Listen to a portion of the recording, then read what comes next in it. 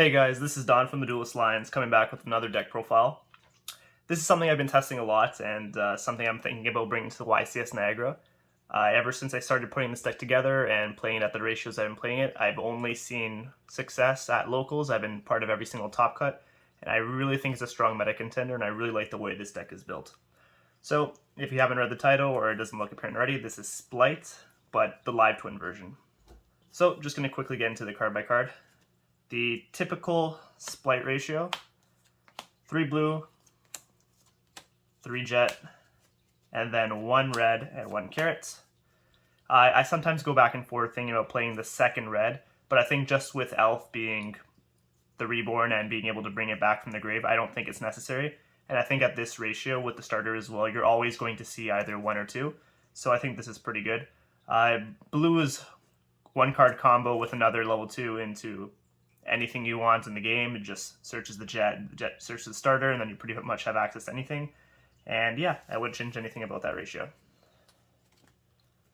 Going into the live twins, I play 1 copy of Frost, 1 copy of Kiss a Kill, and then 2 of Leela.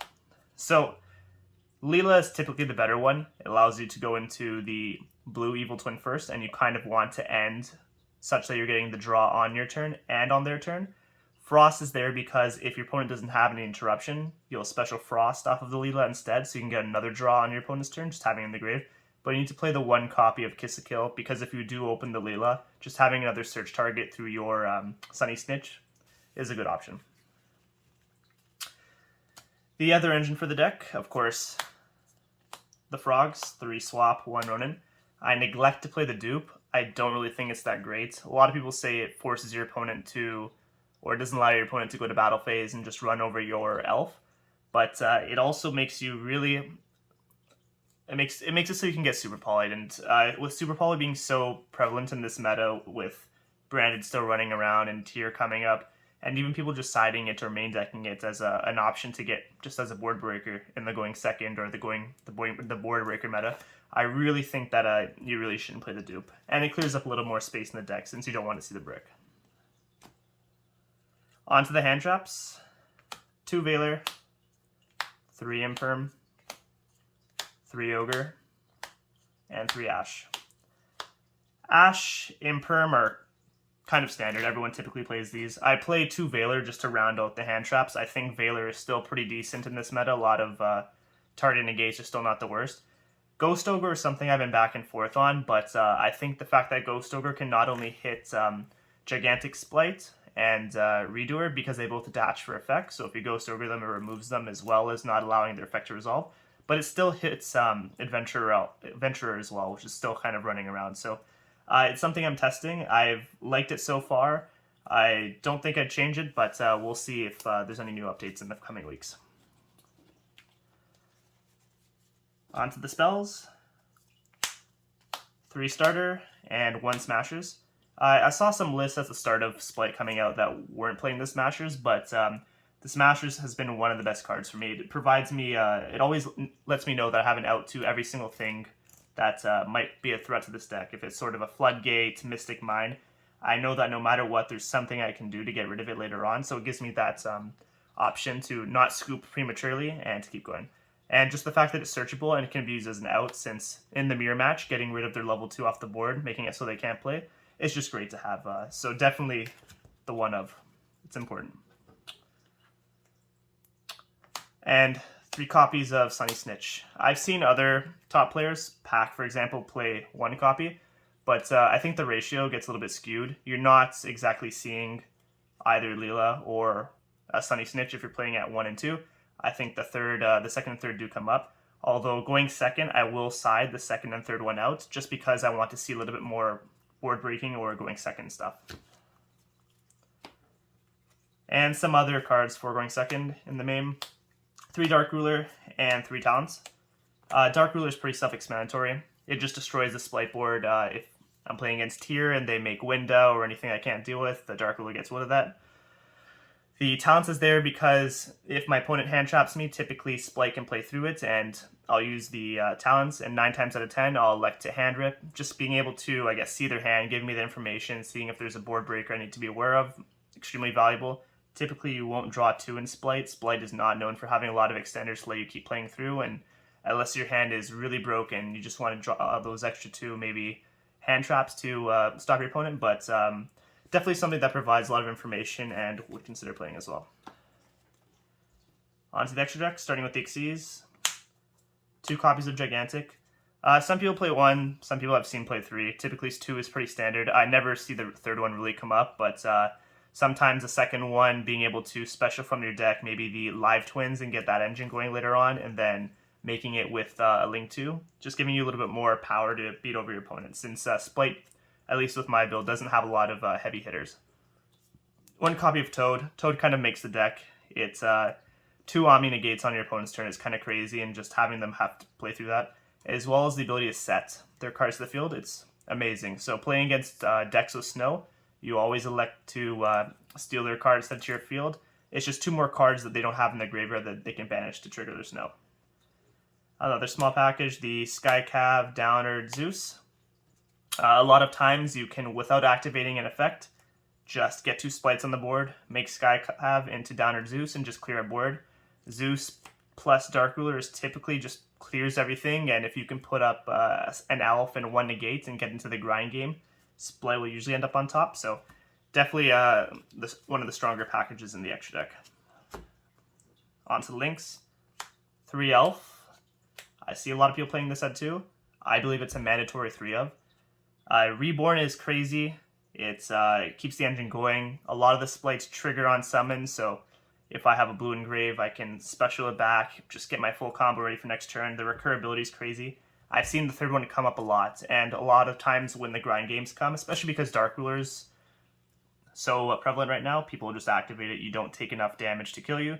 So the second and third Elf will come up in the grind game as people are just trying to keep putting their boards up, so definitely play 3 of it.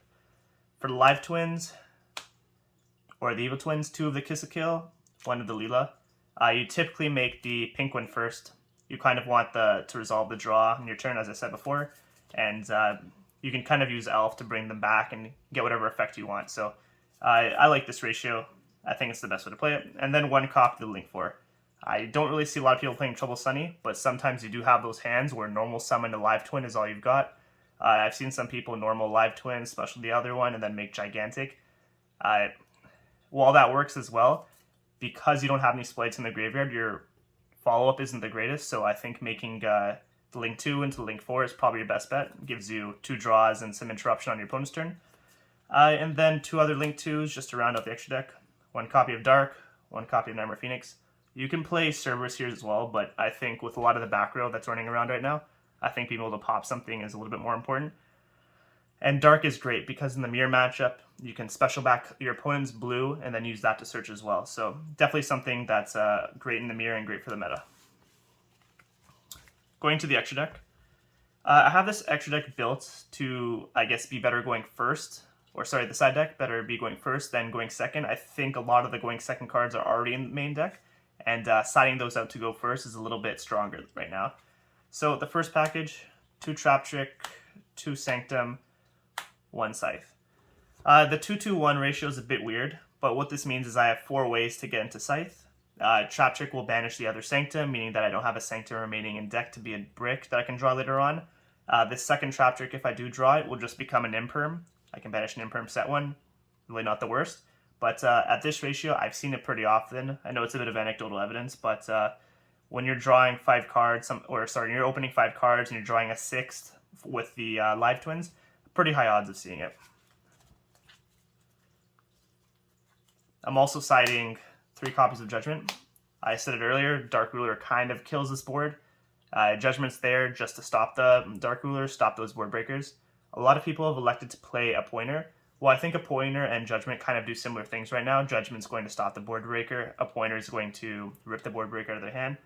It does seem beneficial that a Pointer lets you reveal the rest of your opponent's hand.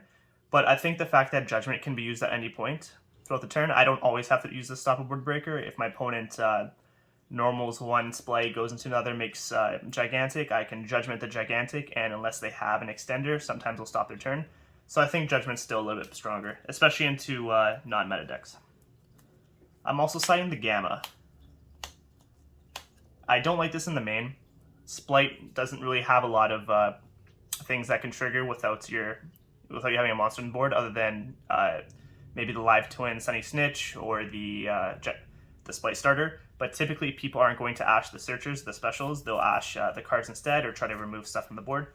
So I like this better going second. Going second, a lot of decks can't play through the gamma right now unless they draw the extender. And if they're drawing the extender and they open the extender, you know that they just sacked you. So being able to get something off the board, negate it. Gamma is probably the best hand trap, but again, only for going second. And then the Mystic Minos, 2 Twister, 1 Harpies. Pretty self-explanatory. Mystic Mine just won a YCS, one of the better decks. Or it's just so prevalent right now as well. Every deck's playing something Mystic Mine. And while I'm not playing it, I still want to have the out to it. Then again, Eldritch and back row is still running around, and Spright doesn't play too well into the back row matchups. It doesn't have a way to get rid of it. It typically is great playing into hand traps. So definitely something I wanted to have in case the matchup comes up. I haven't really had decided in too much, but it's there just as an insurance policy. And that's the whole deck. Again, I think it's great. I'm not quite sure if it's the best version of Spright. In my opinion, it is. But while I don't have proof that it's the best, I think it's one of the better ways to play it. I think the live twins are a strong normal summon. Being able to get the other one out and letting you extend a little bit past what pure Spright can do. And yeah, if you guys have any questions or any comments, be sure to leave them below. Happy to answer them.